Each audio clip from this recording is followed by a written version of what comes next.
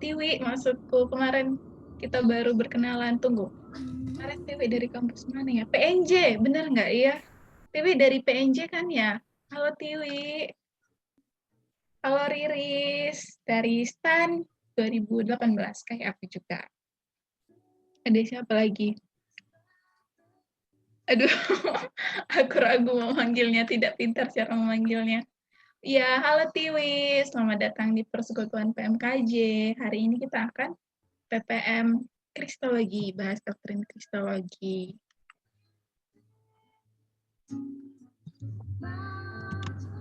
Aku sapa yang lain lagi ya. UPN-PJ, halo. Ini L atau Nathan tadi kan ya, UPN-PJ. Terus ada halo Kevin, Kevin dari UKRI dari 2018. Ada Evelyn Kartusi dari UKI 2018. Halo Kak, halo Evelyn. Evelyn jurusan apa di UKI? Terus ada Lunggiato, halo Lung, dari tunggu. Kayaknya aku tahu Lung dari mana. Dari PMK Podomoro bukan? Ya enggak sih? Atau aku salah. Halo, yeay, betul, kata Bang Ruben, betul. Halo Lung Giato. Dipanggilnya Lung atau Giato ya? Yeay, aku betul. Terus, oh dipanggil Alung. Oke Alung, siap. Aku panggil Alung. Salam kenal Alung, aku Cai dari PKS 2018. Ada Teopilo Ranesaro. Halo Pilo, ini dari UI kan ya? Anak pembicara kita hari ini. Salah bukan ya? Aku tidak terlalu banyak kenal UI. Benar bukan Pilo? Selamat datang di PPM hari ini. Selamat ikut persekutuan hari ini. Iya, Cai, tapi... Oh, aduh, ya udah berarti itu nggak salah Cai Alung, yang chat Bang Ruben. Bang Niko juga udah ganti dari FMIPA UI. Yeay. Sama ada nih beberapa orang yang baru masuk sebelum aku serahin ke MC ya. Halo Jans dari Fasilkom UI 2018. Ada juga Bang April, selamat datang dan selamat beribadah hari ini. Oh, Alung, kakaknya Bang Ruben, pantas Bang Ruben tahu. Ya udah, selamat salam kenal ya Alung. Aku bukan kakak Bang Ruben kebetulan. Oke teman-teman, karena udah 17:05, kita mulai ibadah kita ya. Jangan lupa untuk terakhir kalinya ajak dan reminder teman-teman kita untuk ikut PPM hari ini. Selamat beribadah. Aku serahkan ke MC. Oke, terima kasih Cai. Sekali lagi aku sapa kita. Shalom teman-teman. Selamat datang di ibadah PPM PMKJ hari ini. Kita akan sama-sama belajar mengenai doktrin Kristologi dengan judul "Tetapi menurutmu siapakah aku ini?" Tadi kata Cai juga ya, bukan merujuk ke Cai, juga ke aku atau siapapun di antara kita, tapi kepada Kristus, karena kita akan mempelajari doktrin Kristologi. Kita akan memulai teman-teman ibadah kita. Mari siapkan hati dan pikiran kita untuk beribadah saat ini.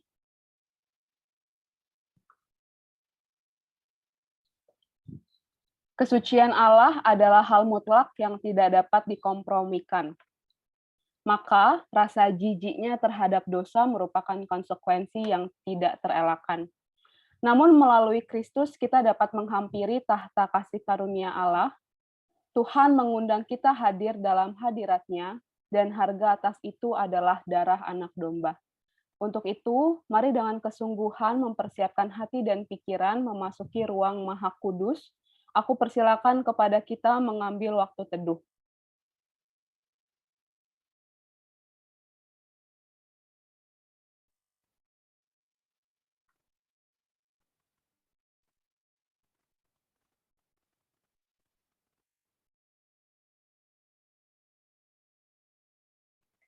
Bagi teman-teman yang sudah selesai bersaat teduh, mari kita sambut undangan Tuhan, kita sembah Dia dengan bernyanyi, ku masuk ruang Maha Kudus.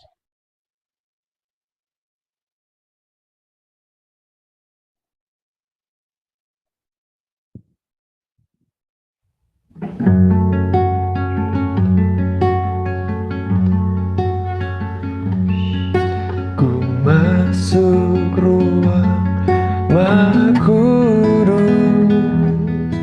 dengan darah anak domba. Ku masuk dengan hati tulus menyembah Yang Maha Kuasa. Ku masuk ruang Maha Kudus dengan darah anak domba. Ku masuk dengan hati tulus menyembah Yang Maha Kuasa. Ku menyembah-Mu,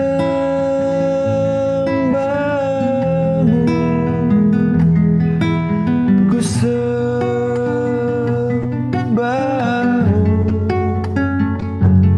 ku menyembah-Mu,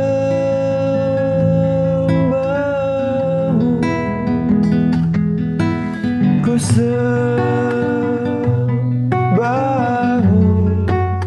sebab nama-Mu kudus,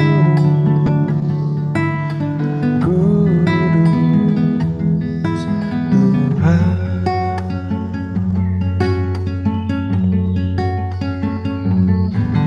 Ku masuk ruang Maha Kudus dengan darah anak domba.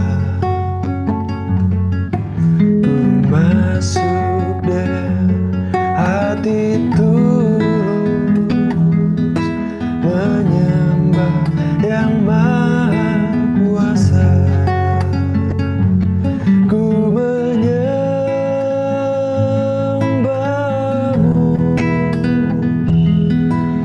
ku sembah-Mu,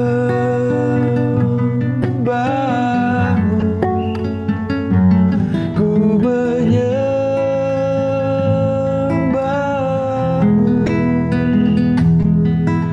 ku sembah-Mu, sebab nama-Mu kudus,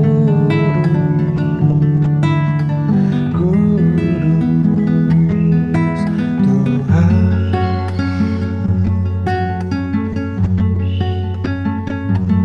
Ku menyembah-Mu,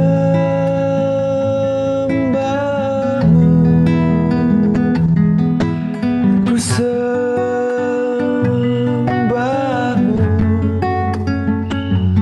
ku menyembah-Mu,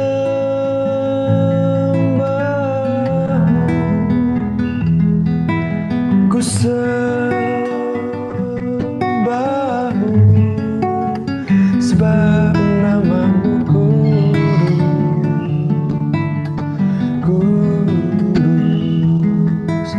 Tuhan. Sebab nama-Mu kudus, kudus, Tuhan.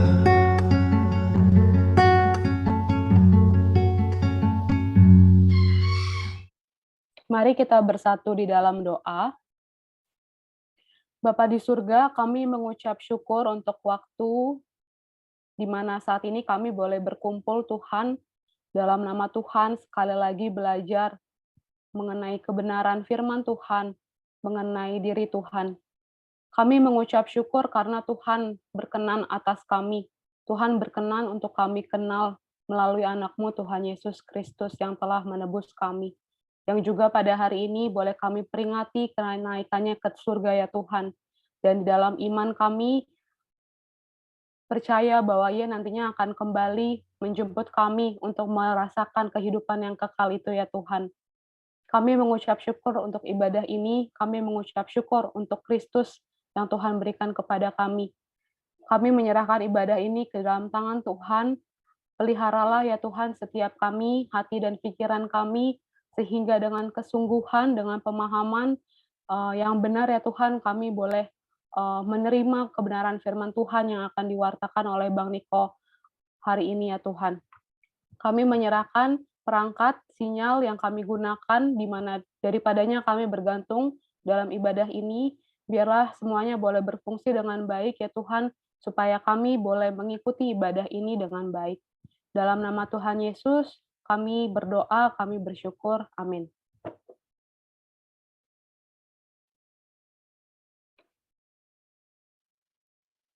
Kristus Yesus, yang walaupun dalam rupa Allah, tidak menganggap kesetaraan dengan Allah itu sebagai milik yang harus dipertahankan, melainkan telah mengosongkan dirinya sendiri dan mengambil rupa seorang hamba, dan menjadi sama dengan manusia. Ia adalah Allah yang kita sembah. Mari kita sembah Dia, Kristus Yesus Allah kita, dengan bernyanyi King of Kings Majesty.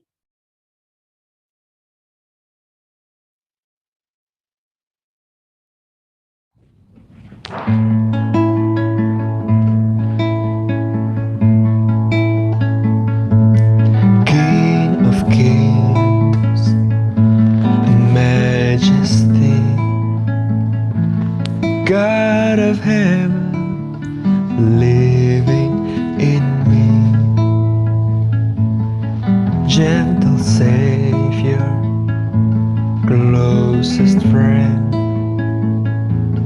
strong deliverer, beginning and end. All within me falls at your throne. Your majesty, I can but bow. I lay my own before you now. In royal robes that I don't deserve, I live to serve your majesty.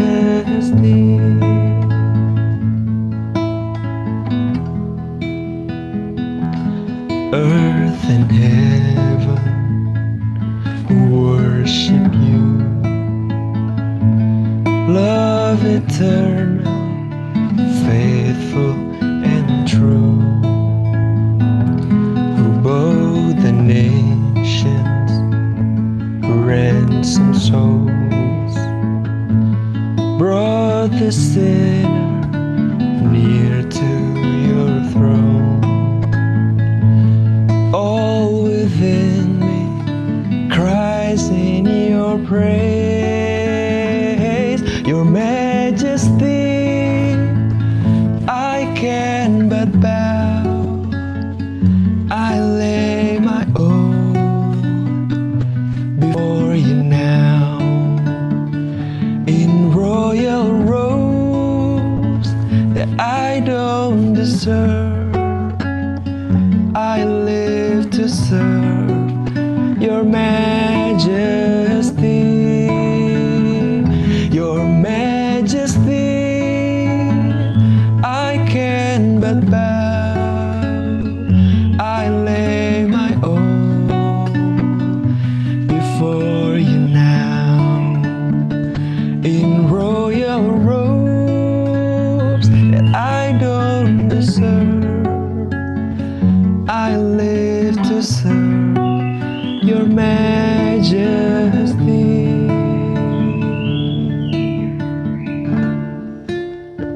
Kepada Bang Niko, dipersilakan.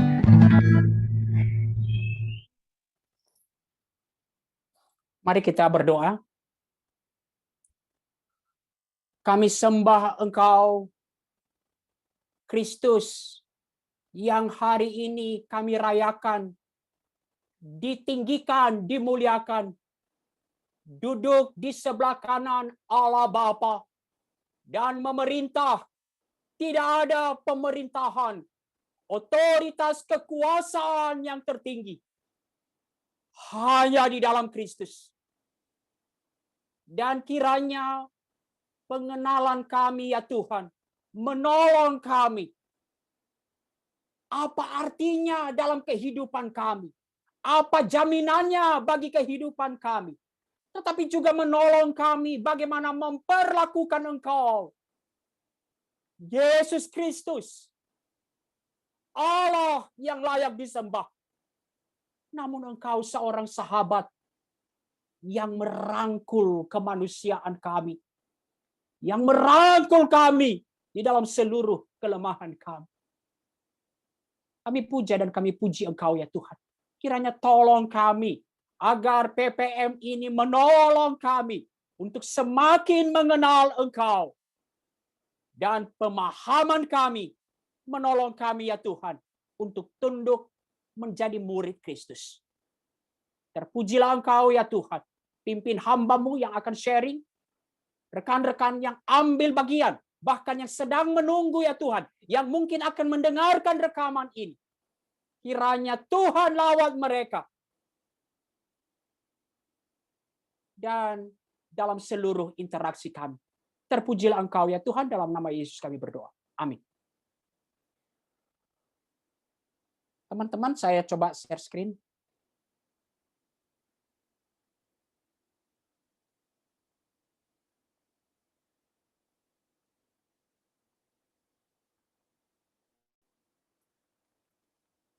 Oke. Seperti sudah disampaikan, tema kita hari ini tentang doktrin Kristologi. Menurutmu siapakah aku ini?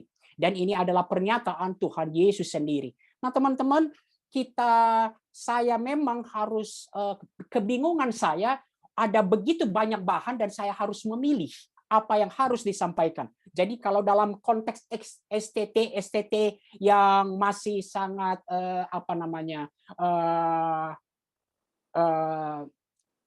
STT yang sangat mendasar, itu kristologi itu 1 semester minimal 3 SKS.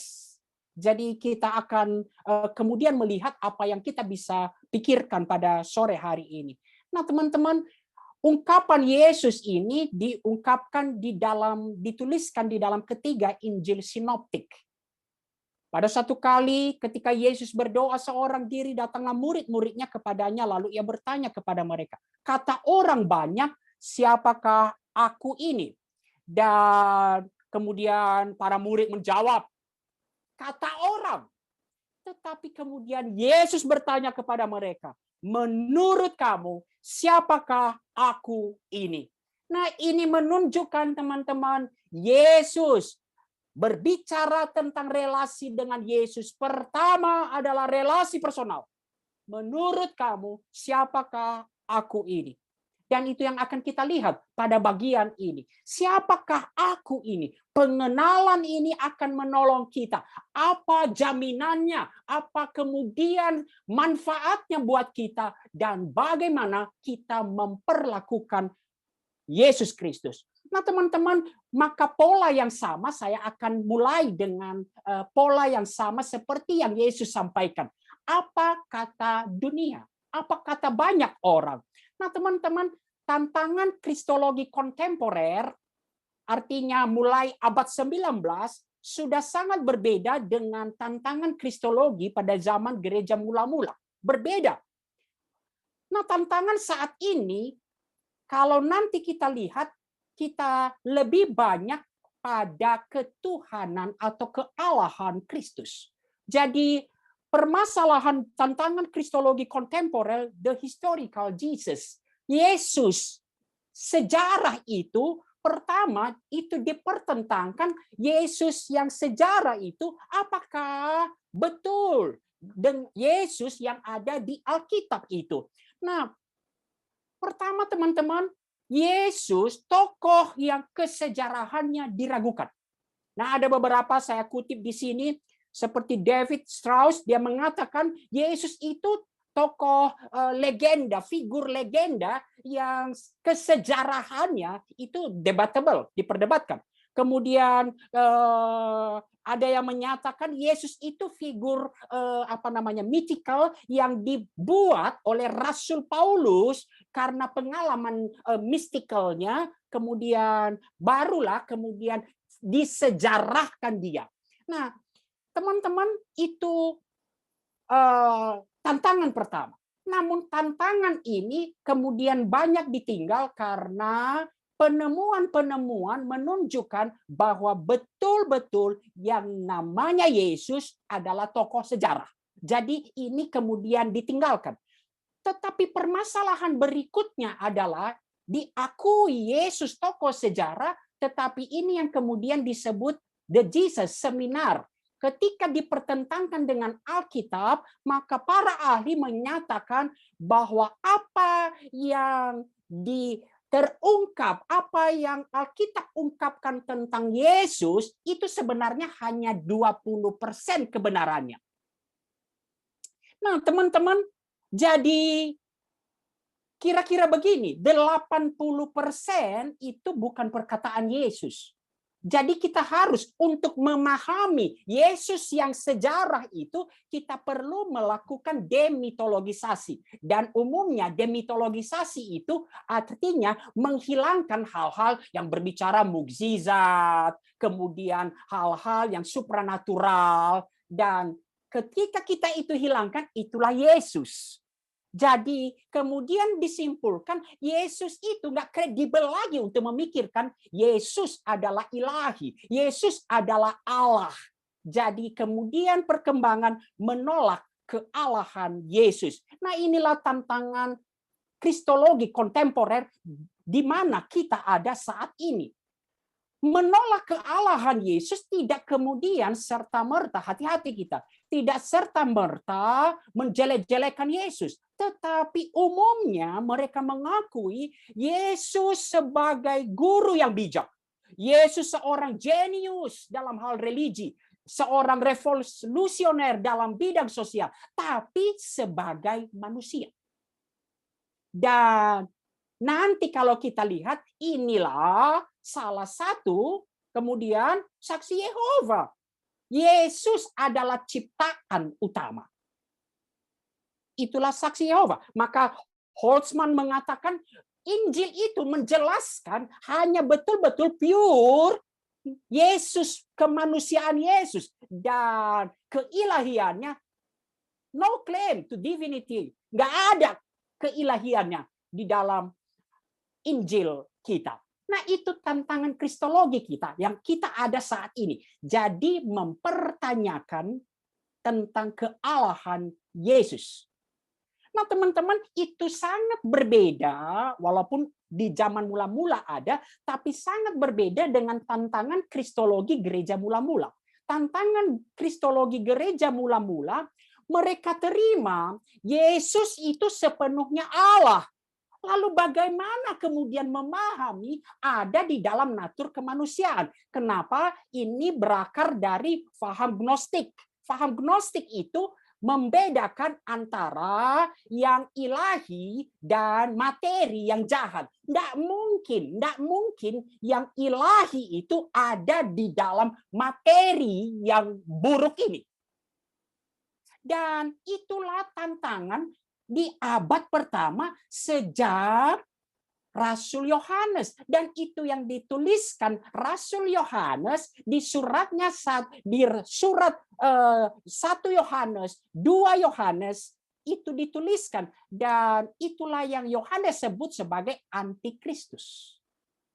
Nah, teman-teman, jadi ini tantangan masih ada Rasul Yohanes. Doketisme. Apa itu doketisme? Jadi karena berakar pada gnostik, maka doketisme itu berasal dari bahasa Yunani, dokein, hanya tampaknya, kelihatannya, seolah-olah jadi mengajarkan Kristus itu Allah, ilahi. Maka kemudian tidak bisa masuk ke dalam tubuh yang jahat ini, maka tubuh Kristus, kemanusiaan Kristus, dia hanya tampak seperti manusia. Nah, hati-hati teman-teman. Seolah-olah ini benar. Tapi Yohanes menyatakan ini pun antikristus. Kenapa? Kita bisa memahami kalau kita nanti bicara soteriologi, kemanusiaan dan penderitaan Yesus berarti bersifat semu. inkarnasinya semu, maka keselamatan kita pun semu. Lalu apa di sini? Kalau nanti teman-teman eksposisi 1 Yohanes, menyangkal Yesus, manusia Yesus itu yang mereka lihat adalah Kristus. Kristus nanti kita akan lihat apa artinya. Menyangkal bahwa manusia Yesus benar-benar adalah Mesias yang dijanjikan Allah. Nah, teman-teman, mereka juga menyangkal bahwa Kristus telah datang di dalam daging. Nah, inilah tantangan kristologi mula-mula abad pertama. Abad pertama memang sudah muncul ebionitisme yang menyatakan sama, Yesus bukan Allah, tapi nabi, guru moral terbesar. Tetapi ini hanya bagian terkecil. Nah, kemudian berkembang abad keempat, Apollinarianisme. Kristus adalah Allah dan manusia, tapi bukan manusia seutuhnya. Kembali hampir sama dengan doketisme. Karena mereka nggak bisa terima. Bagaimana mungkin Allah ada dalam tubuh materi yang jahat ini? Karena roh manusianya diganti logos. Jadi Jesus itu mostly divine. Seolah-olah benar, kita terima ini. Tapi ini masalah besar. Nestorianisme memisahkan. Kristus memiliki 2 pribadi terpisah, ilahi dan manusia. 2 pribadi, human and divine. Sedangkan Arianisme, disinilah saksi Yehova. Yesus adalah anak atau ciptaan. Ia tidak eksis sebelum dia diciptakan. Kemudian monofisitisme itu mulai abad ke-5 itu menggabungkan kedua natur Kristus dalam inkarnasi kedua natur menjadi satu dengan natur ilahi. Nah, ini kembali hampir sama. Natur ilahi mendominasi dan menghilangkan natur kemanusiaan. Sekarang kita masuk kepada apa yang dikatakan Alkitab. Hari ini teman-teman kita pasti terbatas melihat ayat-ayat. Tapi Alkitab secara melimpah menyaksikan siapakah Yesus Kristus. Yesus Kristus adalah Allah yang berinkarnasi mengambil rupa manusia. Nah, ngomong-ngomong apa sih arti inkarnasi? Berasal dari mana sih inkarnasi? Teman-teman, itu dari Latin, incarn, ensarki kalau bahasa Yunaninya. Di dalam daging. Artinya, Putra Allah yang kekal mengambil bagi dirinya natur manusia, masuk dalam kedagingan melalui kelahiran seorang anak darah. Jadi kalau nanti dengar inkarnasi itu bahasa aslinya daging, di dalam daging. Maka Alkitab kemudian menunjukkan ketika berinkarnasi, Kristus itu satu pribadi, 2 natur. Ini kita simpulkan dulu. Jadi saya mau menyimpulkan dulu teman-teman. Kristus tetap selamanya Allah yang kekal. Dan ia adalah manusia yang tidak berdosa. Dalam satu pribadi selamanya. Termasuk. Hari ini kita merayakan kenaikan Yesus Kristus. Yesus Kristus tetap di dalam tubuh kemanusiaan. Nah teman-teman. Jadi Kristus tetap selamanya Allah yang kekal. Maka kita nanti bisa memahami apa arti mengosongkan diri. Bukan berarti meninggalkan kealahannya. Selama-lamanya dia Allah yang kekal. Dan ketika mengambil rupa manusia, kemudian selama-lamanya, kalau kealahannya adalah dari kekal sampai kekal, tetapi kemudian bicara ke manusia, selama-lamanya adalah manusia dalam satu pribadi. Nah, mari kita lihat beberapa bagian ayat Alkitab yang menunjukkan hal ini. Sekali lagi, Alkitab kita cukup melimpah, tapi kita sangat terbatas, teman-teman. Bang Ruben sudah mulai melihat saya kalau waktu bergerak terus. Nah, teman-teman, mari kita lihat. Yohanes 1 ayat 1 sampai 3. Pada mulanya adalah firman. Dan firman itu bersama-sama dengan Allah. Dan firman itu adalah Allah. Jelas, firman itu adalah Allah. Dan ayat 3 menyatakan, firman yang adalah Allah itu adalah pencipta. ini mematahkan nanti kalau kita baca salah satu yang sering diambil saksi Yehova adalah Kolose 1. Saya kalau seingat saya nanti sekali-sekali saya menyimpan teman-temannya supaya nanti saya nggak sempat lupa. Nah, firman itu adalah Allah dan ayat 14 firman itu yang adalah Allah telah menjadi manusia, menjadi daging, ensarki dan bertabernakel, berkemah. Itu istilah bagaimana kemuliaan Allah hadir, berkemah di antara kita. Dan kita telah melihat kemuliaannya, yaitu kemuliaan yang diberikan kepadanya sebagai anak tunggal Bapa. Itu satu ayat yang begitu kuat menunjukkannya. Kemudian Filipi 2 ayat 6 dan 8. Nah, saya betul-betul menunjukkan satu bahasa aslinya yang walaupun dalam rupa morfe Allah tidak menganggap kesetaraan Allah itu sebagai milik yang harus dipertahankan, melainkan telah mengosongkan dirinya sendiri dan mengambil rupa, kata yang sama, morfe seorang hamba dan menjadi sama dengan manusia. Berarti dia Allah selama-lamanya, sama manusia seterusnya, tapi lihat dalam keadaan skema sebagai manusia dia berubah. Makanya mulai bayi bertumbuh sama seperti kemanusiaan kita dalam keadaan. Jadi morfe itu adalah hakikatnya skema ya tubuhnya berubah. Ia telah merendahkan diri dan taat sampai mati, bahkan sampai mati di kayu salib. Kemudian ini teman-teman kita nggak bisa baca semua. Dia yang telah menyatakan diri dalam rupa manusia.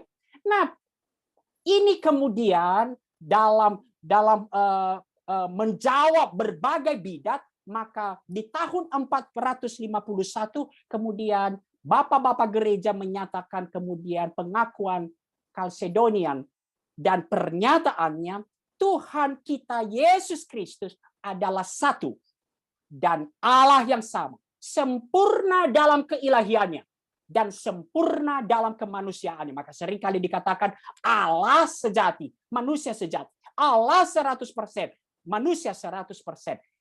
Dalam kealahannya yang sejati, sehakikat dengan Bapa. Sehakikat dengan Allah. Dan dalam kemanusiaannya, sehakikat dengan kita di dalam kemanusiaan. Semuanya. Nah, jadi teman-teman nanti kita akan terangkan apakah yang terjadi. Inilah yang nanti yang disebut hypostatic union. Kalau versi bahasa Inggrisnya, teman-teman lihat, saya bikin merah. Truly God sehakikat koesensial dengan Allah Bapa. Kemudian truly man sehakikat according to the manhood. Oke. Nah, teman-teman. Nah, perlu kita tahu bahwa dua natur itu kemudian tidak tidak berubah, tidak dapat dipisahkan, tetapi tidak bercampur. Nah, mari nanti kita akan lihat pemahaman-pemahaman ini. Nah, teman-teman, apakah yang terjadi? Dan inilah kemudian yang disebut hypostatic union, kesatuan hipostasis. Nah, apa itu hipostasis? Hipostasis adalah keadaan atau kenyataan yang mendasari. Nanti saya akan berikan ayat-ayatnya. Mari kita terima aja dulu. Nah, teman-teman, apa artinya? Pribadi kedua dari Allah Tritunggal, prainkarnasi Kristus, datang dan mengambil natur manusia tanpa kehilangan natur ilahinya. Kemanusiaannya yang sejati bersatu dalam satu pribadi untuk selamanya, tetapi tidak bercampur.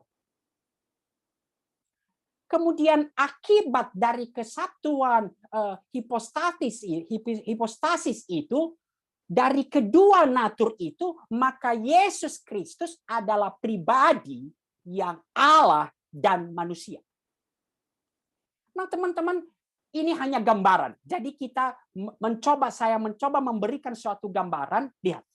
Jadi inilah pribadi kedua dari Allah Tritunggal mengambil natur manusia dan kemudian membentuk, itulah Yesus Kristus. Dua natur, satu pribadi. Nah, beberapa hal yang perlu kita catat, kedua natur merupakan kesatuan yang tidak terpisahkan tanpa percampuran identitas atau kehilangan identitas masing-masing. Berarti Yesus Kristus tetap Allah manusia. Allah sepenuhnya dan manusia sepenuhnya. Dua natur yang berbeda dalam satu pribadi untuk selamanya. Nah, di sini nanti memang kita mengalami kesulitan. Seringkali, teman-teman, kita tidak bisa membedakan natur yang mana yang sedang beroperasi. Jadi meskipun Kristus kadang-kadang beroperasi dalam wilayah natur kemanusiaannya, dan pada waktu yang lain dalam wilayah natur keilahiannya, dalam semua kasus apa yang ia lakukan, dan itu semua dapat dikenakan pada satu pribadi. Jadi ketika Yesus lapar, yang lapar adalah pribadi Yesus.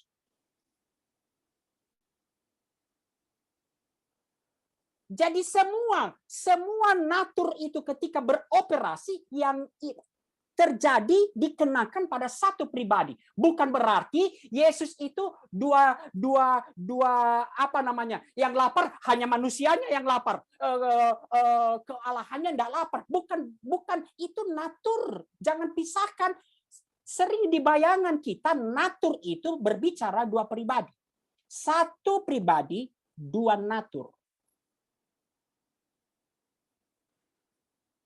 Jadi kita simpulkan teman-teman, ini satu hal yang memang misteri agung. Tapi mari kita coba lihat. Ada 3 fakta yang harus kita perhatikan. Kristus memiliki dua natur yang berbeda, manusia dan ilahi.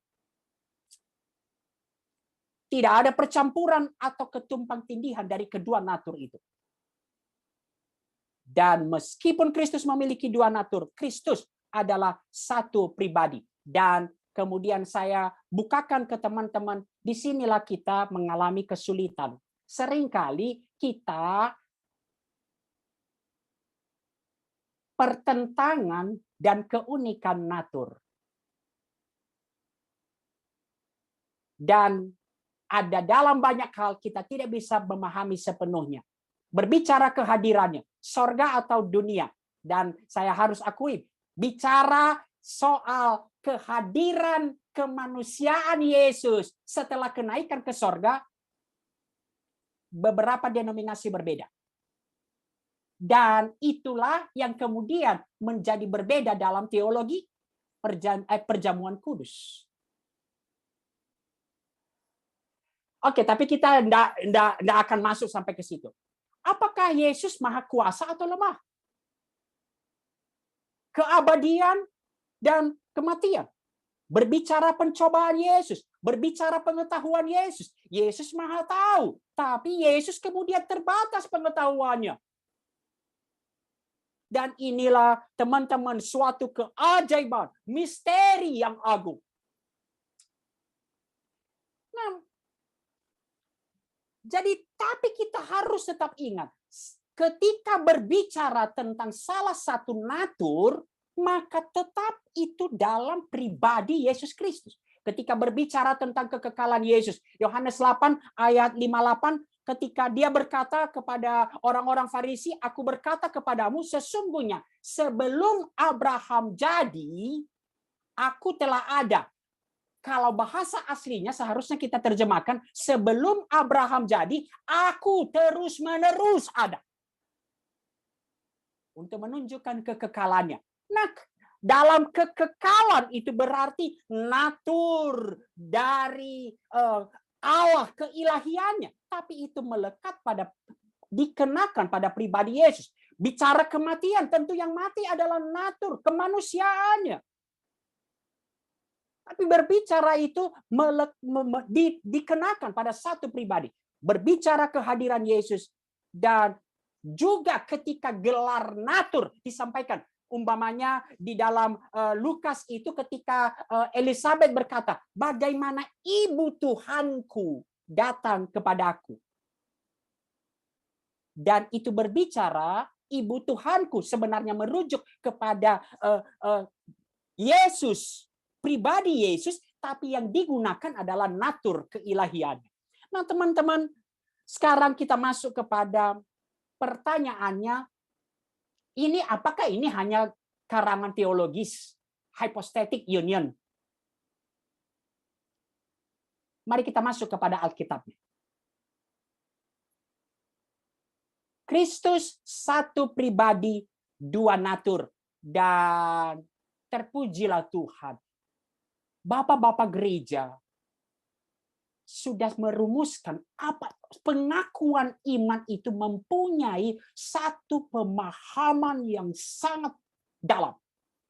Dikandung dari Roh Kudus dan lahir dari anak darah Maria. Sekali lagi, dikandung dari Roh Kudus dan lahir dari anak darah Maria. Dan disinilah kita melihat, disinilah hypostatic union itu. Teman-teman, mari kita lihat. Lukas 1 ayat 31 dan 35. Sesungguhnya kepada Maria, engkau akan mengandung dan akan melahirkan seorang anak laki-laki. Sampai di sini manusia dong. Yang lahir dari manusia, ya manusia. Dan hendaklah engkau menamai dia Yesus. Lalu kemudian ketika Maria bertanya, lalu kemudian malaikat menjawab. Jawab malaikat itu kepadanya, Roh Kudus akan turun atas kamu. Itu berbicara soal benih. Kemudian kuasa Allah yang maha tinggi akan menaungi engkau. Itu berbicara keseluruhan proses pengandungan dan kelahiran Yesus Kristus. Kuasa Allah yang maha tinggi akan menaungi engkau, sehingga anak yang akan kau lahirkan itu akan disebut kudus, anak Allah. Nah, pertanyaannya, ini yang sering menjadi pertanyaan orang, kan semua manusia udah jatuh dalam dosa. Semua yang dilahirkan, Mazmur 51 menyatakan semua dikandung di dalam dosa. Bagaimana mungkin Yesus yang dilahirkan oleh manusia berdosa, Maria manusia berdosa, itu disebut kudus. Dan ini penggenapan, nanti kalau kita lihat Galatia 4 ayat 4. Tetapi setelah genap waktunya, maka Allah mengutus anaknya lahir dari seorang perempuan. Dan takluk kepada hukum Taurat manusia. Di sini teman-teman mempunyai dikandung oleh Roh Kudus. Dan saya kutip penjelasan dari Ursinus. Roh Kudus adalah pelaku langsung dari pengandungan tubuh Kristus yang ajaib. Sehingga dengan demikian menjauhkan segala kecemaran dosa asal dari benih kandungan Maria. Dan mempersatukan tubuh manusiawi tersebut dengan firman di dalam persatuan pribadi sejak awal kehamilan itu terjadi dalam diri Maria.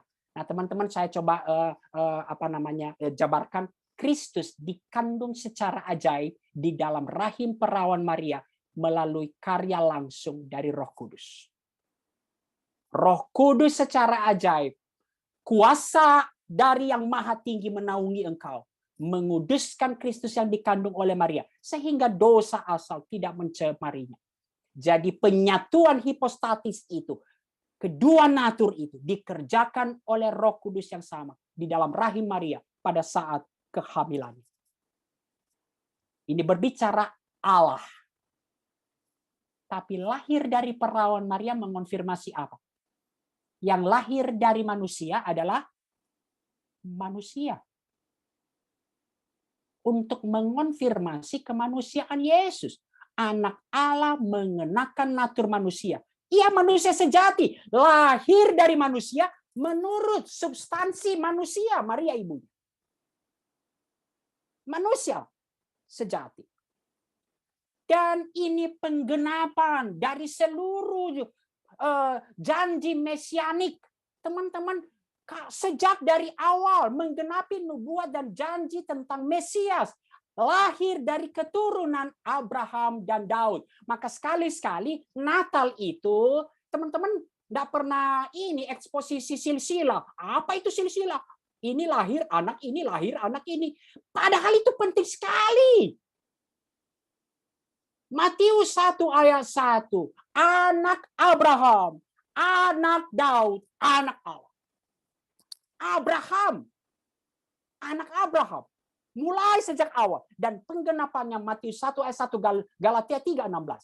Lalu Daud. Nah teman-teman lagi ini Yeremia. Yeremia 23 ayat 5. Jelas dari Daud. Dan penggenapannya kita bisa lihat dalam beberapa ayat. Sekarang mari kita simpulkan dalam satu gambaran.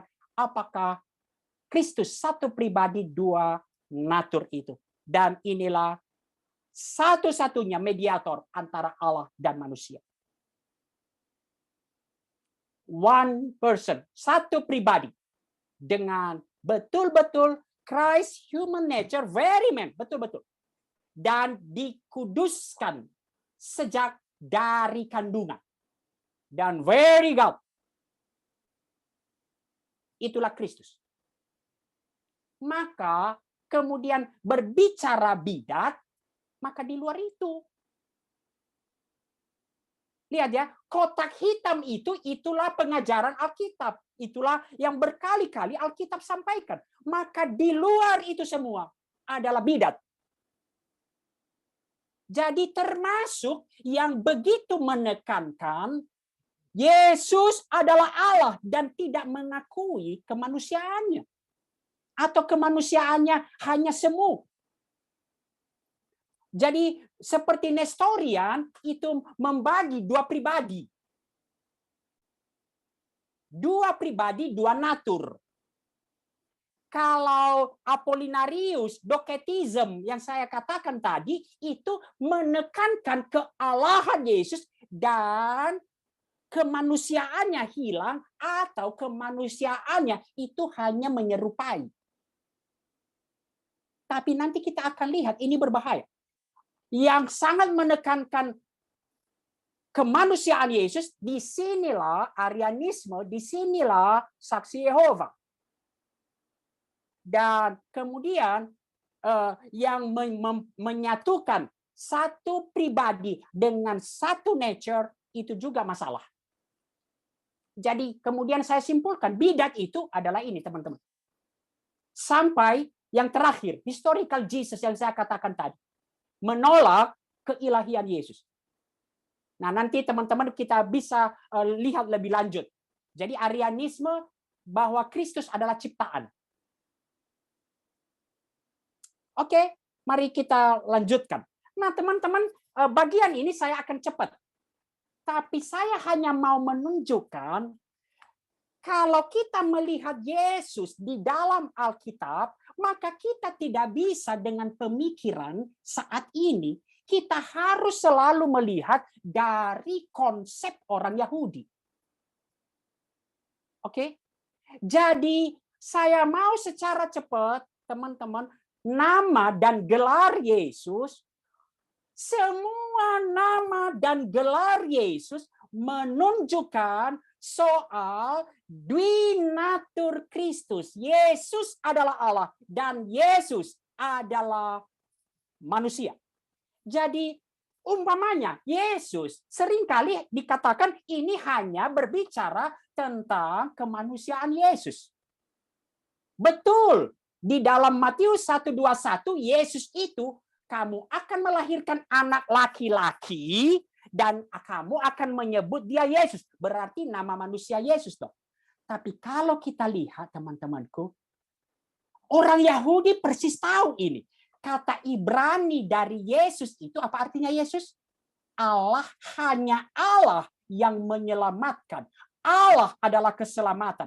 Kemudian mungkin timbul pertanyaan, apa bedanya dong dengan Joshua? Bukankah Yosua juga penyelamat?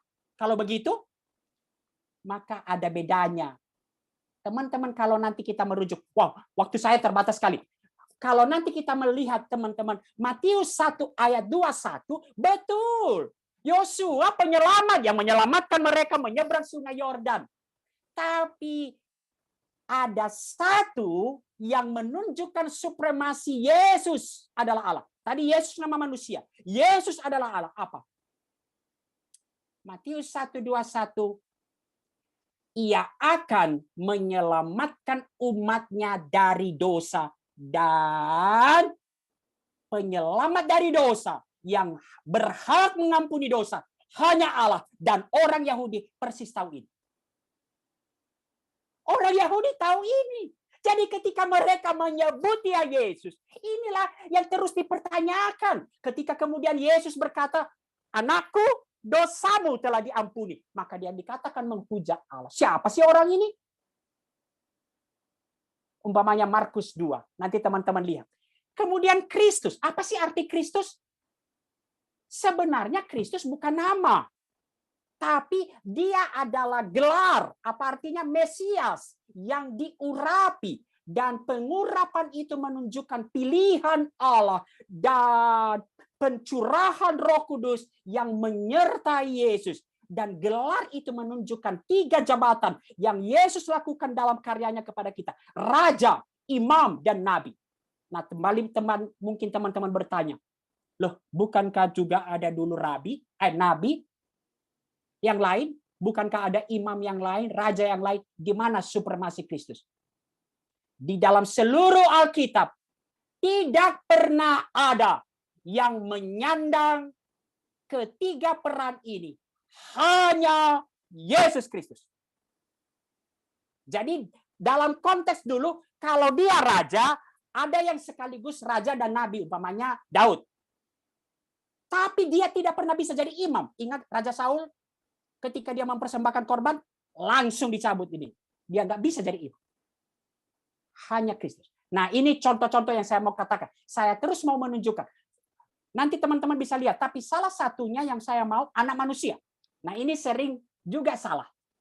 Anak manusia jelas untuk menunjukkan natur kemanusiaannya. Betul ya? Tetapi teman-teman, tahukah teman-teman mengapa kemudian Yesus divonis mati? Kapan? Ketika Yesus menyatakan dirinya anak manusia. Lah, kenapa anak manusia? Kenapa kemudian ketika Yesus menyatakan diri anak manusia, maka semua para pemimpin agama, dia menghujat Allah. Loh, kenapa? Teman-teman, ini kembali konteks Yahudi. Kalau nanti teman-teman lihat dalam konteks Daniel 7, oke, dalam konteks Daniel 7, siapakah yang disebut anak manusia? Dia yang turun dari awan-awan dengan kemuliaan dan akan menghakimi. Dan itu merujuk hanya Allah. Oke, jadi waktu saya udah mau ini teman-teman, saya mau menunjukkan kepada teman-teman bahwa semua penyebutan ini ketika anak manusia betul karena natur manusianya, tapi ini berbicara soal dia Allah yang akan datang turun dengan segala kemuliaan menghakimi. Nanti teman-teman lihat dari Daniel 7. Nah, teman-teman, apa yang saya mau simpulkan kemudian dari nama dan gelar Yesus ini? Kesimpulan, nama dan gelar Yesus menyatakan pribadi dan karya Yesus dalam dunia. Dan nama dan gelar Yesus menyatakan duinatur Yesus, yaitu keilahiannya dan kemanusiaan. Sekali lagi kita harus baca dalam konteks orang Yahudi. Semua. Jadi semua nama mulai dari Yesus, Kristus, kemudian anak manusia, anak Allah, Tuhan, yang kurios Adonai itu berbicara tentang dia manusia dan dia Allah. Nah, teman-temanku, apa pentingnya ini? Kalau kita kemudian kita tidak punya waktu, teman-teman, inilah natur ilahinya, teman-teman nanti bisa lihat, kalau perlu saya bisa kirimkan. Nah, teman-teman, saya mau lihat kemudian secara cepat, Kristus, Yesus adalah manusia. Yesus manusia sejati, memiliki tubuh dan jiwa sepenuhnya dan sesungguhnya, dan takluk kepada semua kelemahan kecuali kepada dosa. Sebagai bukti kemanusiaannya, yang lahir dari manusia adalah manusia. Yesus memiliki tubuh dari daging dan darah sesungguhnya. Ia dikenal sebagai orang Yahudi, sebagai tukang kayu, sebagai manusia. Jadi dia bukan dikenal sebagai jadi-jadian, enggak, manusia sesama orang Yahudi. Ia bisa merasakan kelelahan, haus, dan seterusnya. Ia bertumbuh. Oke? Nah, Ibrani mengatakan seluruh kelemahan kemanusiaan, seluruh kemanusiaan dimiliki oleh Yesus kecuali tidak berdosa. Dan ini sebenarnya, teman-temanku, memberikan kepada kita, ketika kita berkata, Yesus adalah sahabat. Yesus memahami saya. Yesus mengerti saya dalam segala pencobaan. Maka Ibrani berkata, datanglah kepadanya di dalam seluruh pergumulan, pencobaan hidup. Karena iman yang kita miliki turut merasakan seluruh kelemahan-kelemahan kita. Tapi teman-teman, sekarang saya mau masuk. Ada satu hal yang kita juga sering lupa. Teman-temanku, seringkali kita terlalu menekankan Yesus adalah sahabat. Tetapi Yesus adalah Allah. Penghormatan. Ia layak disembah. Hidup, apa artinya Yesus adalah Allah? Ia layak disembah. Saya nggak tahu ketika teman-teman tadi menyanyikan Majesty, bergetarkah teman-teman? Majesty. Ya Allah.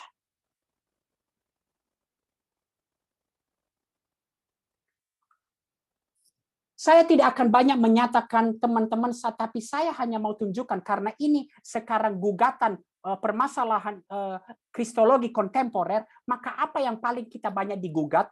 Gugatan yang paling banyak dilakukan akan kealahan Yesus adalah pertanyaan, hey, di dalam Alkitabmu, di manakah Yesus berkata, akulah Allah, sembahlah aku? Yesus tidak pernah menyatakan hal itu. Itu pertanyaan yang paling banyak. Tapi jika kita lihat, Tuhan Yesus selama di dunia memang tidak pernah mengucapkan kalimat yang persis sama. Akulah Allah, sembahlah aku. Namun Alkitab secara melimpah menunjukkan melalui banyak perkataan dan klaim, tindakan Yesus secara jelas mengklaim dirinya sebagai Allah dan membuktikan dirinya sebagai Allah. Saya sangat senang dengan salah satu ilustrasi yang banyak diberikan oleh umpamanya presiden. Pak Jokowi tidak pernah mengklaim dirinya, akulah Presiden Jokowi. Akulah presiden. Tapi seluruh perkataan-perkataan dan tindakannya itu mengklaim dan membuktikan dirinya bahwa dia presiden. Nah, teman-temanku, kita tidak punya waktu, tapi mari kita lihat beberapa perkataan dan pernyataan.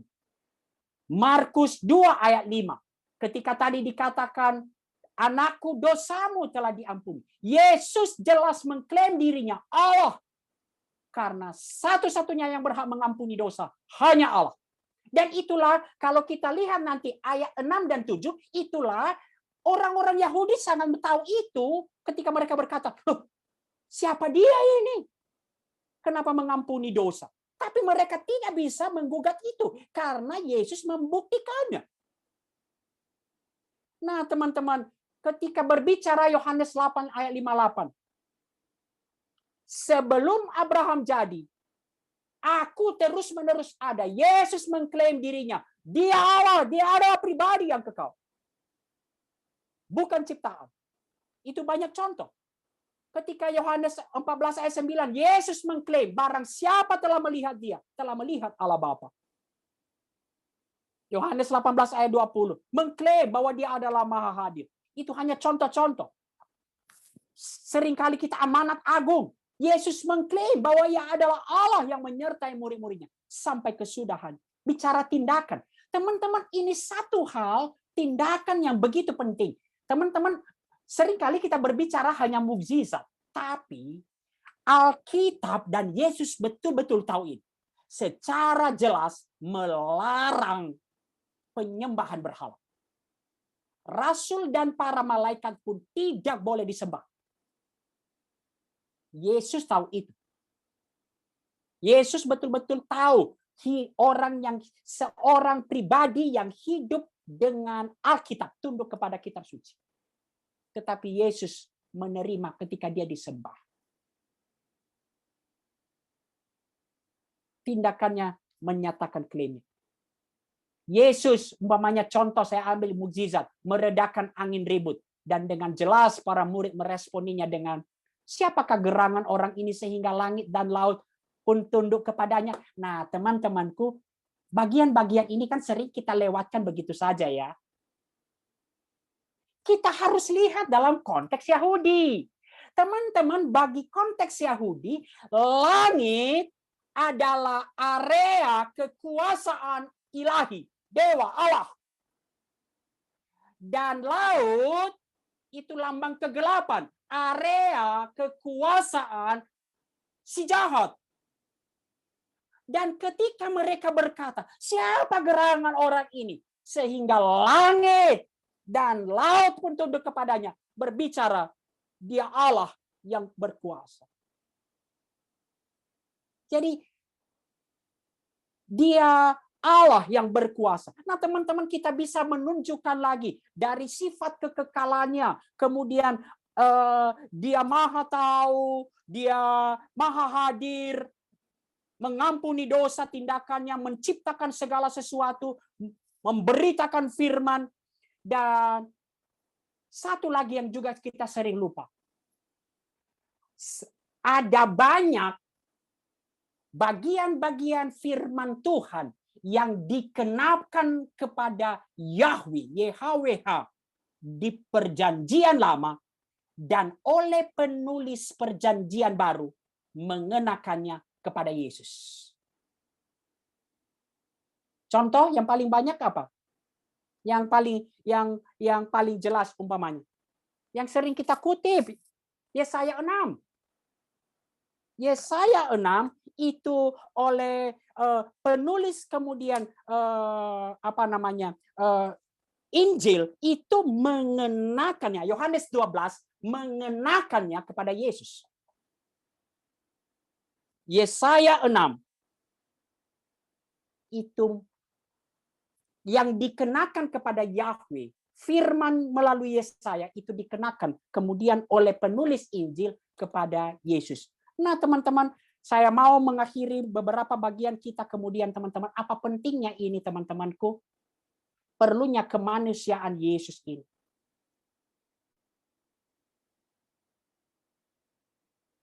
Kita berbicara tentang keselamatan. Substitusi, pengganti yang setara dengan nilai manusia sebagai gambar Allah. Perlunya kemanusiaan. Dan di dalam perjalanan kita, kemanusiaan Yesus mengalami kelemahan dan pencobaan seperti manusia lainnya.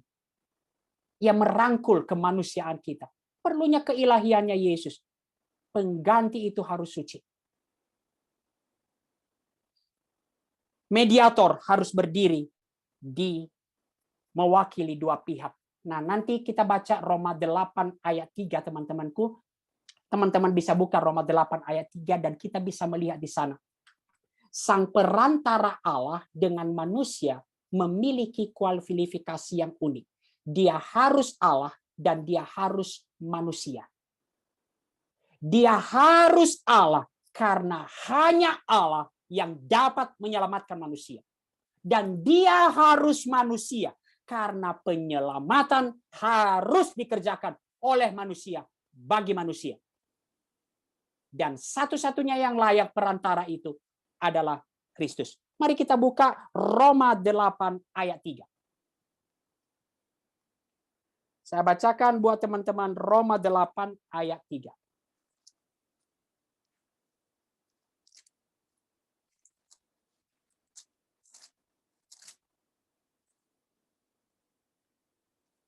Lihat ya.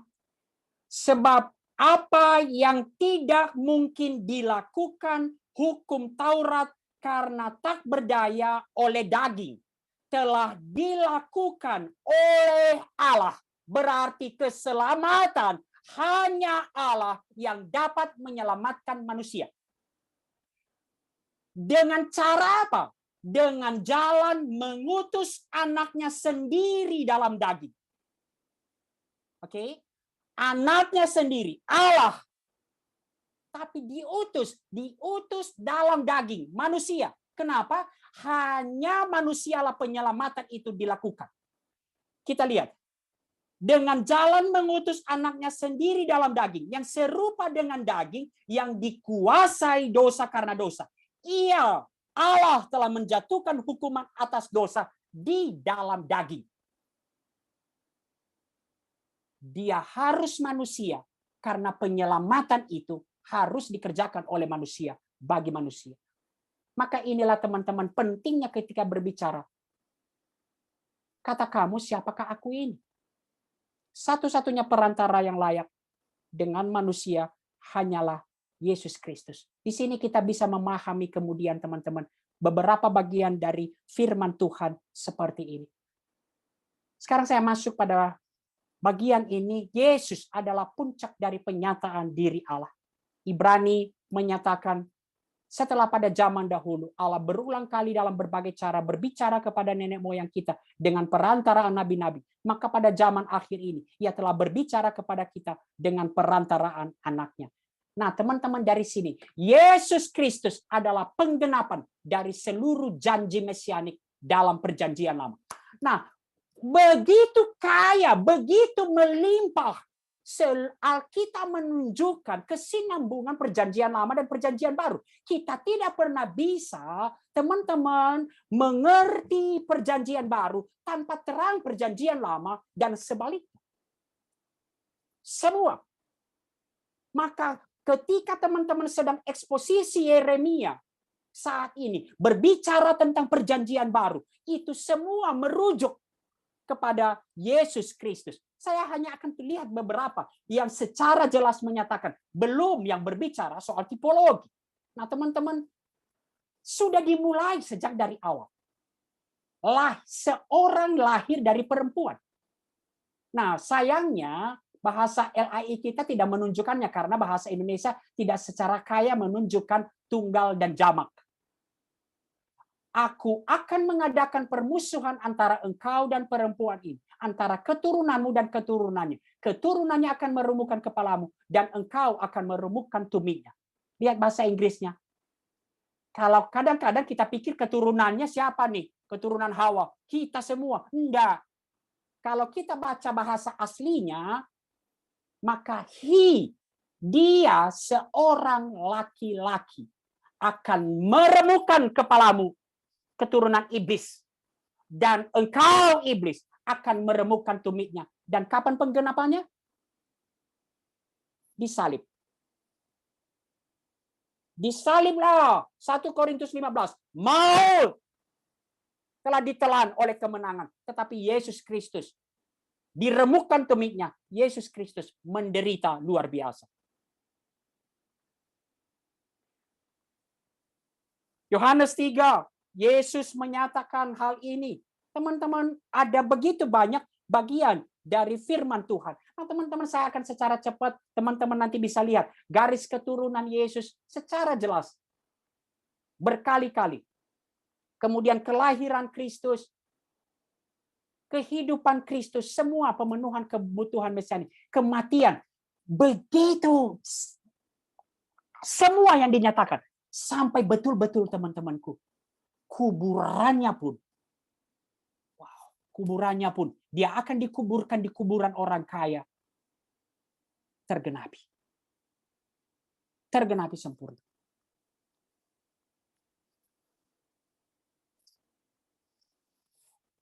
Maka saya akhiri kemudian teman-temanku. Saya kembali tadi seperti yang saya katakan, Roma 8 ayat 3. Apa artinya kita berbicara hari ini? Solus Christus. Hanya Yesus harapan kita. Hanya Yesus yang dapat melakukannya untuk kita. Di luar Kristus, nggak ada harapan. Minggu depan kita akan lihat, bukankah ini seharusnya mendorong kita untuk pelayanan, untuk pemberitaan Injil?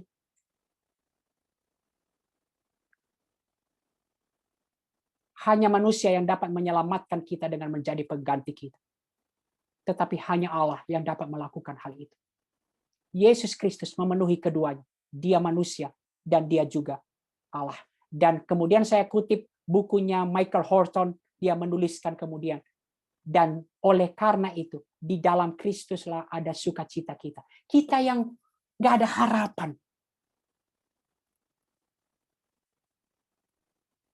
hanya karena Kristus kita memiliki penyelamat, juru selamat. Dia Allah yang menjadi daging manusia. Dan di dalam Kristus, teman-temanku, ada kepercayaan diri dan identitas kita. Identitas kita. Teman-teman, seringkali sekarang orang berkata insecure, insecure. Teman-teman, identitas kita tidak ditentukan lagi oleh apa yang kita lakukan. Apa pencapaian kita. Tetapi semua didasarkan apa yang telah dilakukan Kristus bagi kita. Dan di sanalah identitas diri kita. Dan Kristus adalah pengharapan kita. Bahkan kita akan mendapat bagian dalam kebangkitan dan kemuliaannya kelak. Saya akhiri kemudian teman-temanku dengan kembali. Seperti pertanyaan yang Yesus berikan kepada murid-muridnya. Tidak ada pertanyaan terpenting di kolong langit ini. Dan diperhadapkan kepada Anda saat ini. Tetapi apa katamu? Siapakah aku ini? Kiranya Tuhan menolong kita untuk semakin bertumbuh, mengenal Kristus, dan pengenalan kita akan Kristus. Itu membawa satu jaminan bagi kita, tetapi juga menolong kita bagaimana kita memperlakukan Allah, memperlakukan Kristus. Terpujilah Kristus. Saya kembalikan kepada MC. Baik, terima kasih Bang Niko untuk pemaparannya.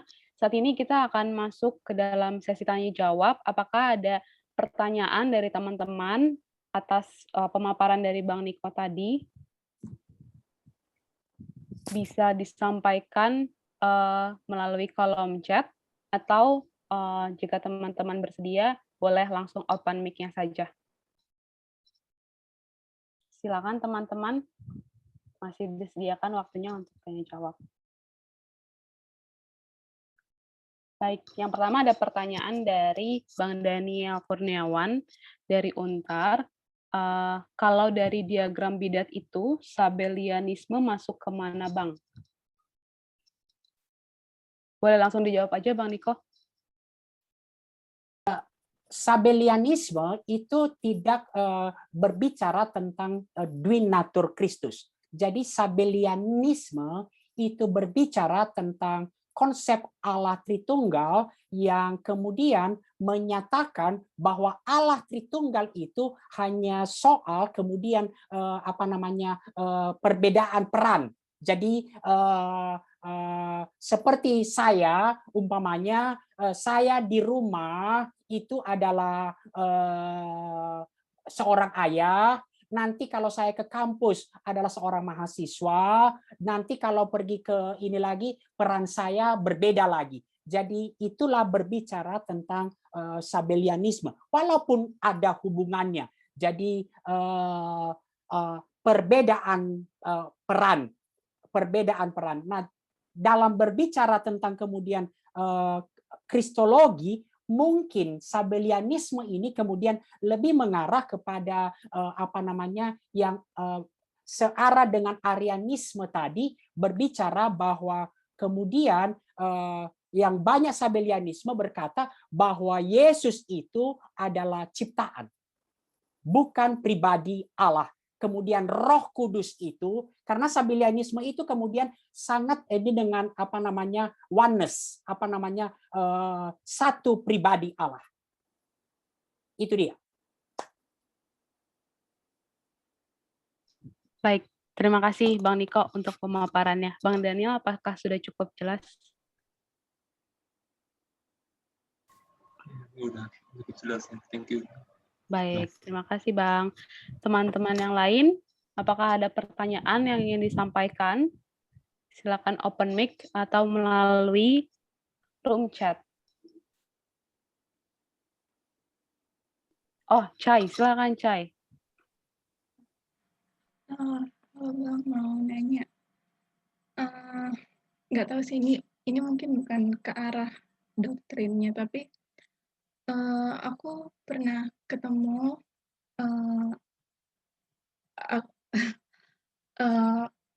bisa dibilang AKK sih, mirip AKK hubunganku dengan dia, tapi nggak benar-benar AKK banget. Cuma dia pernah mempertanyakan ketuhanan Yesus Kristus juga. Sebenarnya dia udah pernah ikut KK gitu kan, udah dibina di kampus juga, tapi bukan AKK-ku gitu, tapi hubunganku dengan dia bisa kayak AKK juga. Dia mengutip 1 Yohanes 1 ayat 1-3, pada mulanya adalah firman, firman itu bersama-sama dengan Allah. Tapi dia nggak sampai ke firman itu adalah Allah. Beberapa kali aku juga bingung, kenapa ya pengertiannya dia tentang dari ayat ini itu adalah Yesus itu adalah ciptaan Allah gitu. Aku sampai di situ bingung gitu. Jadi kayak aku nggak tahu juga mau menjelaskannya bagaimana. Nggak tahu sih, ingin nanya ke Abang aja, kira-kira mungkin kalau sebagai PKK atau sebagai teman yang memiliki teman seperti ini, sikap kita itu harusnya seperti apa, dan mungkin apa yang bisa menolong kita gitu ya Bang. Ya gitu Bang. Terima kasih Bang dan Kak Abed. Ya, silakan Bang Niko. Nah, teman-teman, itu sebenarnya satu pemahaman yang kemudian seringkali memainkan kemudian kata dengan menyatakan perbedaan artikel di dalam bahasa Yunani. Tapi saya tidak akan menyampaikan di sini, seperti kemudian menunjukkan bahwa ada perbedaan antara ketika dikatakan firman itu bersama-sama dengan Allah, oke, firman itu bersama-sama dengan Allah, di situ adalah theos, kemudian berbicara firman itu adalah Allah, di perbedaan artikel itu kemudian mereka katakan itu adalah perbedaan bahwa Yesus Kristus bukan Allah. Tetapi kalau kita lihat di bagian lain, artikel itu pun bertukar, artinya tidak kemudian menjadi masalah. Jadi itu permasalahan. Saya harus sampaikan bahwa ada denominasi, kalau boleh bukan bilang denominasi, ada gereja yang melihat hal itu, atau setidaknya mereka bukan mengatakan Yesus adalah ciptaan, tetapi Yesus adalah Tuhan kelas 2 yang lebih rendah daripada Bapa. Tetapi kalau pemahaman yang lebih dalam menekankan tidak ada yang menunjukkan bahwa Yesus adalah ciptaan. Jadi kalau dari Yohanes 1 ayat 1 tidak bisa, karena Yohanes 1 ayat 3 secara jelas menyatakan Yesus adalah pencipta. Yohanes 1 ayat 3. Yesus adalah pencipta, bagaimana mungkin dia adalah ciptaan? Nah, jadi saya harus sampaikan ke teman-teman yang justru Cai bukan itu yang paling banyak. Nggak tahu apa Cai mungkin salah dengar. Bukan itu yang paling banyak digunakan sebagai alasan bahwa Yesus adalah ciptaan. Tapi mari kita buka Kolose 1. Kolose 1.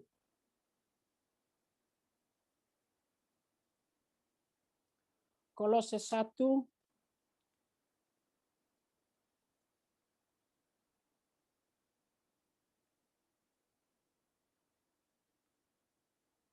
Nah, Kolose 1 ayat mulai ayat 15. Kita lihat di situ. Ia adalah gambar Allah yang tidak kelihatan, yang sulung, lebih utama dari segala yang diciptakan. Nah, jadi yang sulung di situ kemudian dipahami sebagai ciptaan pertama, karena pemahaman yang sulung adalah ciptaan pertama dong. Lebih utama dari segala yang diciptakan. Nah, ini adalah Arianisme, inilah kemudian juga saksi Yehova mengutip ini, mereka mengakui Yesus adalah ciptaan utama, tapi Yesus tetap ciptaan. Nah, teman-teman, bagaimana kita memahami hal ini? Kata yang sulung di dalam, kalau kita kemudian masuk di dalam hermeneutik yang betul, maka yang sulung di situ bukan berbicara urutan waktu, tetapi berbicara tentang yang utama, berbicara tentang kedudukan yang tertinggi. Nah, teman-teman, oke, mereka masih mengatakan itu kan hanya permainan kata. Tapi kemudian ayat 16 mematahkan itu sekaligus. Ayat 16, bisa Cai baca? Ayat 16. Karena di dalam Dialah telah diciptakan segala sesuatu, yang ada di sorga dan yang ada di bumi, yang kelihatan dan yang tidak kelihatan, baik singgasana maupun kerajaan, baik pemerintah maupun penguasa, segala sesuatu diciptakan oleh Dia dan untuk Dia.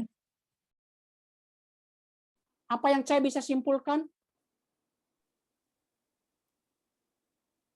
Yang sulung yang disebut di ayat 15 itu Dialah juga pencipta segala sesuatu.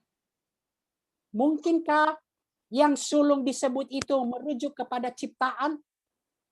Sementara ayat 16 dinyatakan dia adalah pencipta. Tidak ada segala sesuatu yang diciptakan. Dia diciptakan, segala sesuatu diciptakan oleh Dia dan untuk Dia. Yesus Kristus adalah pencipta. Tidak bisa sekaligus jadi ciptaan. Dan Yesus Kristus adalah Allah. Jadi ini mematahkan semua yang menyatakan Yesus Kristus adalah ciptaan.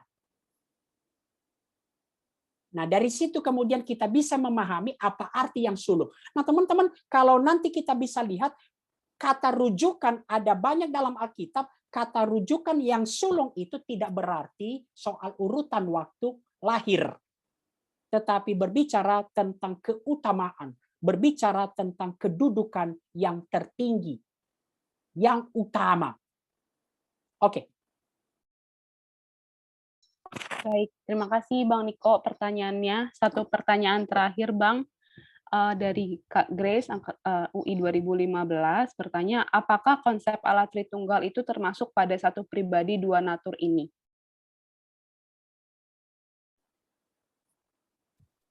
Kalau kita, saya kurang, ini pertanyaannya, tapi kalau bicara Allah Tritunggal, maka pribadi kedua, ya satu pribadi dua natur ini. Jadi Allah Tritunggal kan menyatakan Allah satu esensi, satu hakikat, tiga pribadi. Dan pribadi kedua adalah Yesus Kristus yang mempunyai dua natur. Nah itu dia. Oke, baik Bang. Jelas. Apakah Kak Grace jelas, Kak? Boleh dijawab.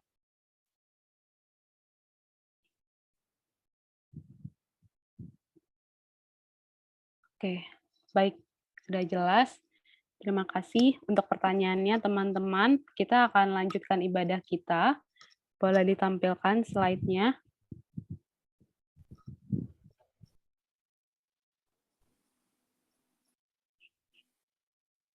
Ya, kepada Cai, Sebagai pewarta diserahkan. Terima kasih Kak Abed. Shalom teman-teman, kita udah mendengarkan firman dari Bang Niko hari ini. Terima kasih Bang Niko. Kita mau mendengarkan warta. Boleh next? Nah, kita mau apresiasi pelayan kita hari ini. Teman-teman boleh kasih terima kasih di kolom chat atau kasih reaction untuk pelayan kita hari ini. Ada pembicara Bang Niko, MC ada Kak Abed, pemusik ada Nathanael, Asher ada aku sendiri, dan slider ada Kak Glo dari MIPA UI 2017. Boleh ucapin terima kasih ya. Next. Oh iya, sekalian teman-teman mau ucapin terima kasih juga untuk kehadiran teman-teman mau ikut PPM hari ini. Jangan lupa, PPM hari ini ada kelanjutannya loh. Kita nggak mau kan ikut dengerin doktrin kristologi setengah-setengah. Jadi, kelanjutannya ditunggu ya. Tanggal 27 Mei di Kamis yang akan datang. Nah, kita juga akan masih melanjutkan Bible Study kita. Senin ini dari eksposisi Yeremia 29, tanggal 17 dan 18.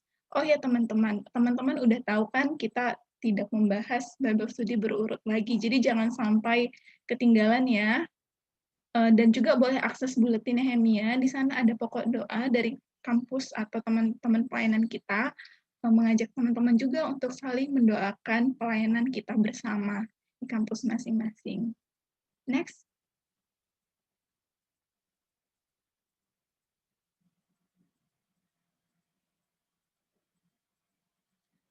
Nah, ini dia teman-teman.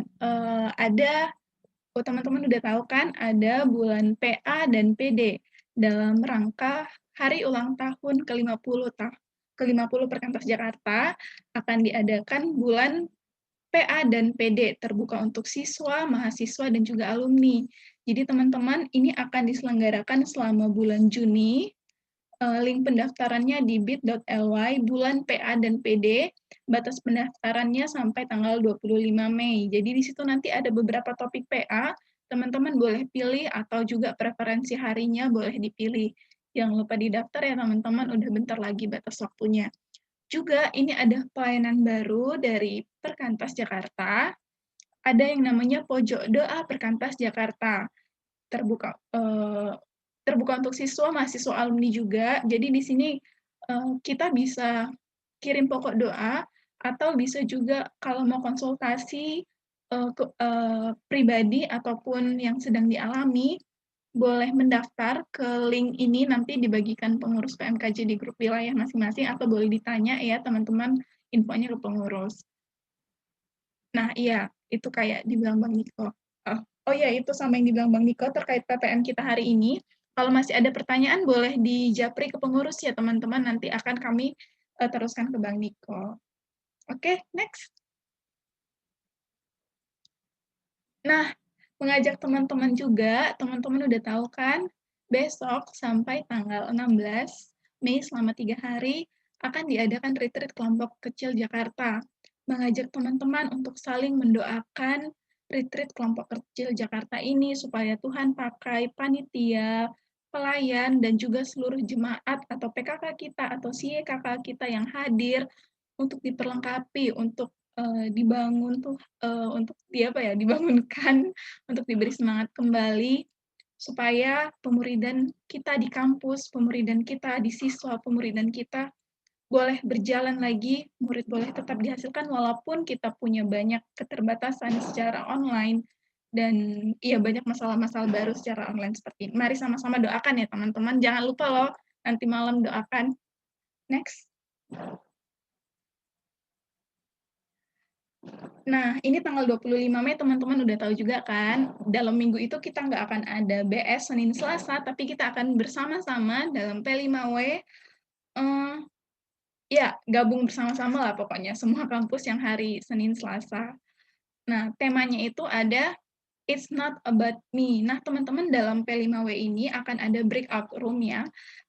Breakout room-nya konsultasi juga, temanya ada 3, teman-teman boleh pilih. Temanya itu tentang capek banget pelayanan online, atau bingung regenerasi mau ke siapa, atau capek banget dengan akal aku yang bandel. Nah, teman-teman boleh ajukan pertanyaan dari sekarang ya, atau ajukan kondisi dari sekarang di bit.ly P5W25 Mei. Boleh dari sekarang gitu, supaya kakak abang yang di breakout room bisa mempersiapkan materi juga kira-kira seperti apa, atau mempersiapkan diri kira-kira seperti apa yang akan dipertanyakan. Atau ya kalau masih bingung, jangan lupa datang aja nanti ya tanggal 25 Mei. Akan ada sharing firman juga dari Bang Alex Nanlohi. Jangan lupa Japri, ajak teman-temannya, ajak PKK, dan semuanya, oke? Next. Oke, warta kita telah selesai, aku kembalikan ke Kak Abed. Baik, terima kasih, Cai. Teman-teman, mari kita meresponi firman Tuhan yang telah kita dengarkan. Mari mengambil komitmen untuk hidup baginya, sebab ia pun telah memberikan hidupnya bagi kita. Kita bernyanyi hidup bagi Kristus.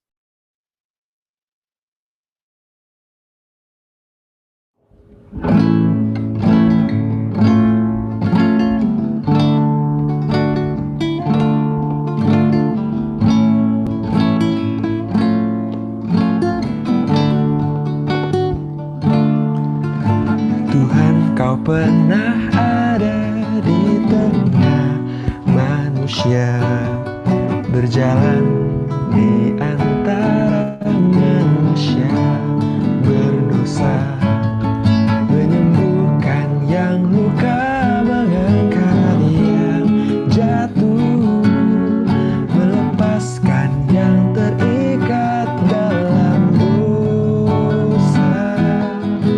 Tuhan, telah ku rasakan indahnya kasih-Mu, tak mungkin hanya ku simpan berdiam diri. Bawalah aku berjalan di tengah dunia-Mu, buatlah aku hidup hanya untuk-Mu. Hidup bagi Kristus hanya mungkin karena kasih-Nya. Hidup bagi Kristus hanya mungkin karena anugerah mengasihi yang Dia kasih, melakukan yang Dia kerjakan. Ku mau hidup bagi Kristus.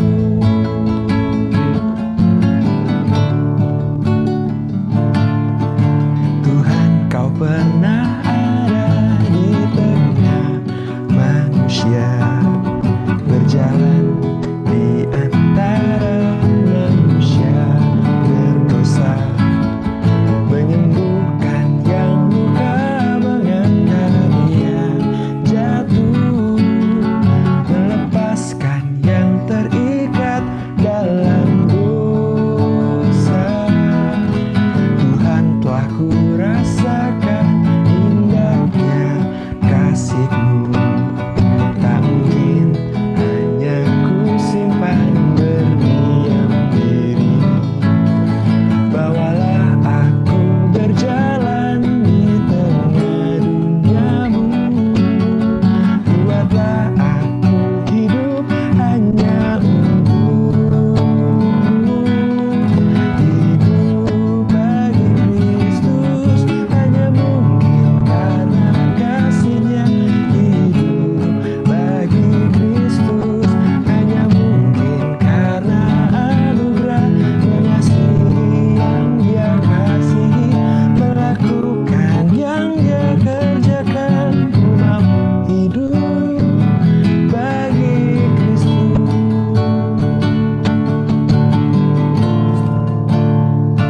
Kepada Bang Niko, dipersilakan menutup ibadah kita dalam doa. Mari kita berdoa. Teman-teman, seringkali kita di dalam kehidupan kita hidup bagi Kristus, kita berpikir kehidupan itu suatu tuntutan yang berlebih-lebihan. Tetapi firman Tuhan Roma 12 mengingatkan kita, demi kemurahan-kemurahan Allah, Maka mari kita mempersembahkan kehidupan kita, seluruh kehidupan kita, sebagai suatu persembahan yang hidup, yang kudus dan berkenan kepada Allah. Mari kita berdoa. Ya Tuhan, ketika kami menyanyikan hidup bagi Kristus, itu semua hanya karena kasih Allah. Firman Tuhan terus mengingatkan kami, demi kemurahan-kemurahan Allah yang melimpah, yang lebih awal, berlebih-lebihan bagi kami. Kiranya ya Tuhan, kami terus di dalam semangat, di dalam satu kerinduan ya Tuhan, mempersembahkan kehidupan kami sebagai satu persembahan yang hidup, yang kudus dan berkenan kepada Allah.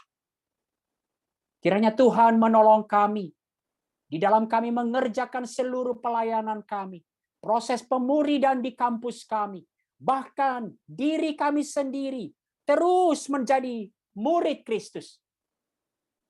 Kiranya pemahaman segala doktrin kami ya Tuhan, membuat kami ya Tuhan untuk memuliakan Allah. Tidak ada artinya doktrin tanpa berakhir dengan doksologi. Kiranya Tuhan menolong kami. Seluruh kehidupan kami adalah kehidupan yang memuliakan Allah.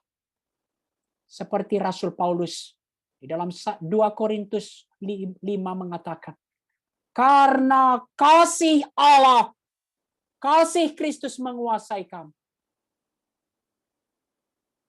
Maka kami tidak mau hidup untuk diri kami sendiri. Kami mau hidup bagi Allah yang telah menyerahkan diri bagi kami. Terpujilah Engkau ya Tuhan. Segala puji-pujian bagimu, ya Kristus, yang telah menyerahkan diri bagi kami, membawa kehidupan kekal bagi kami, kehidupan yang melimpah bagi kami. Dan itu menolong kami ya Tuhan. Di tengah-tengah badai, di tengah-tengah kesulitan, pergumulan kehidupan ini, terus berjuang di dalam persekutuan dengan Kristus, di dalam kesatuan dengan Kristus, untuk terus hidup melayani Engkau dan memuji Engkau. Dalam nama Yesus kami berdoa. Amin. Teman-teman silakan mengambil waktu teduh.